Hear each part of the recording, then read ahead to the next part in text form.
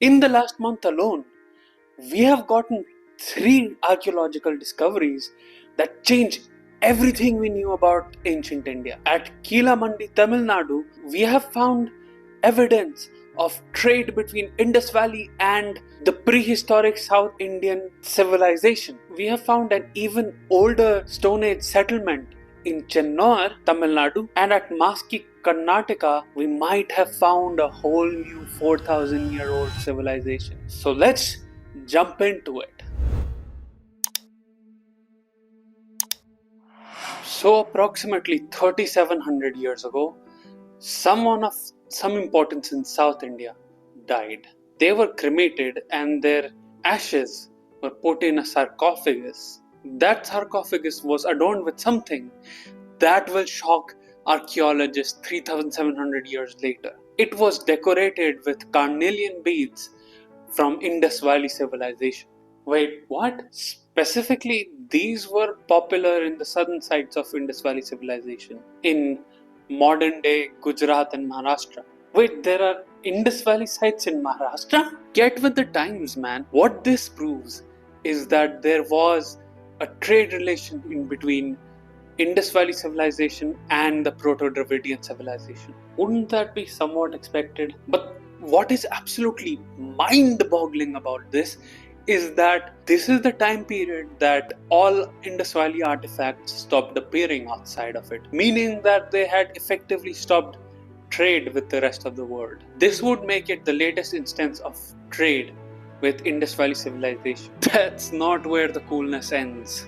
Kilnamandi now becomes the second site after Shivgalai where iron tools were found. I've made a video on Shivgalai before and I was absolutely blown away by the discovery there, if you have seen it. Because these aren't your rudimentary iron tools, these are complex iron tools. For context, no one else was using iron at this point of time. By 1400, some civilizations in the Middle East started using iron. And that iron was of a much lower quality than the one found in these sites. And somehow, it gets even better. In this site, we found graffiti on the potsherds, meaning that we found writing here at the 17th century BC layer.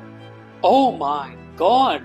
Now, here's the thing. These graffitis match 90% with the writing system of the Indus Valley civilization, meaning that these people adapted the writing system of the Indus Valley civilization through trade. It could be the other way around, but that's too much of a leap to consider. Still, it lends credence to the theory that the Indus Valley script survived in the south and then later got readopted by north as Brahmi. And that is really insane to think about. Wait, so did you say that the dead were cremated? Because the Indus Valley used to bury their dead, and the Vedic age and later Indian civilizations burned their dead. And so did this one? What does that say about anything? We don't know. It's literally too early to say.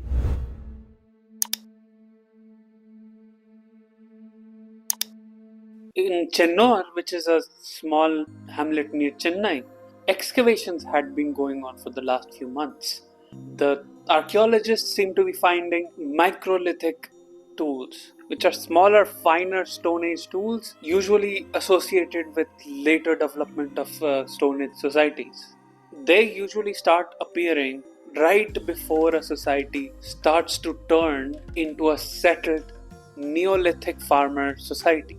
And based on the concentration of these tools, these people had started to settle down in this spot. So we sent the sediment of the first layer there where we believe that humans started settling down. And the result? The tools were 10,000 years old, meaning that the earliest settlement in this district was at least 10,000 years old, approximately 8400 BC. God damn. Microliths usually indicate an increase in complexity of society and its population. It even shows an emergence of a culture, as in certain areas of the world, the way these microliths are made are standard across a geography, indicating a culture. Another thing is that microliths were only found with our species, Homo sapiens, since only we have the dexterity to be able to craft these infinitely small objects from stone. They started appearing in the Indian subcontinent 45,000 years ago, indicating the arrival of the modern humans. But these microlithic tools were usually few and far between, and they weren't nearly as complex as found in Chennanur. So, what's special about Chennanur? In Chennanur, we have found a higher density of them, indicating a more complex society than earlier hunter-gatherer societies. A society that, at the very least, visited this spot frequently, or even started to settle by 8000 BC. This will eventually reveal the timeline and the process of humans settling down and starting farming, at least in the southern part of India. This site and the site we found in Kutch earlier this year might reveal how civilization began in the Indian subcontinent. More exciting research to come. I saved, in my opinion, the best for last. How so? If you have any interest in the Indian archaeology circles, you might have heard of Maski. It was where we found the Ashokan pillars that revealed the name of the emperor. Another fact is that it was the earliest, or at least one of the earliest, sites from the second urbanization that we found that wasn't part of the northern Vedic civilization or the settlement of the southern Sangam civilization, but an entirely third different civilization altogether. And even after the fall of the Mauryan Empire, it remained a very important trading town, essentially connecting the cultures of north and south. It is such a significant site that at any given moment there is at least one archaeological survey going on there, to the point that there is even an organization dedicated to it called the Maski project. Damn, must mean it's something very important. Well, it gets better. Since a new dig was started by a team of Indians, Americans, and Canadians, they have found something that might change our understanding of ancient Indian history altogether. Around 4000 years ago in North India, there was the Indus Valley civilization. In South India, there seems to be a different concurrent civilization that used iron instead of bronze. And with this dig, there might be proof that at 4000 BC, there was yet another civilization in between the northern Indus Valley and the southern Proto-Dravidian civilization in the northern half of Deccan. We have found a whole new civilization in Maski from 4000 years ago, with its pottery and artifact style wholly distinct from either the North Indian or the South Indian styles, meaning that there was a whole another civilization here at that period known as the Bronze Age. Holy, why isn't this bigger news? I mean, have you looked at the world around us? But that's not where it ends. It peaked in terms of artifact density in between 14th and 11th century BC. And if you know anything about the North Indian waves of urbanization, that's the exact gap in between the presence of cities of the first urbanization and the second urbanization. Before the 14th century BC, there was the Indus Valley civilization and its parallel societies and their cities. And after 11th century, there was a second urbanization with famous cities such as Mathura, Hastinapur and Patliputra.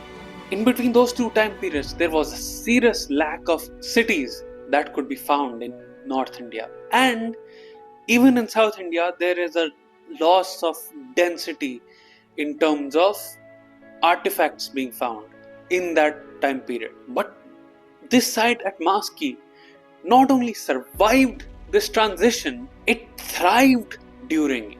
That's almost unheard of across the world. Most civilizations across the world fell during the same time, around 14th and 13th century BC. And they returned around the same time, around the 11th and 10th century BC. This transition period was felt across the world, except in Egypt and China. And this might be another exception. Insane! Now we need more research to come out of this. It's a very early report. But what this site and other close by sites in Karnataka might reveal might change our understanding of ancient India forever. How many more such previously unknown civilizations will we find in India? And where will we find them next? My money is on Eastern India. Something as powerful and as complex as Magad can't have suddenly popped out of nowhere in 6th century BC. There should be more to learn about there. If only Bihar was richer. In any case, we are living in extremely exciting time for history nerds. Partially because we are seeing history happen, and partially because the tools to understand history seem to be getting more complex. So let's learn more and see you next time.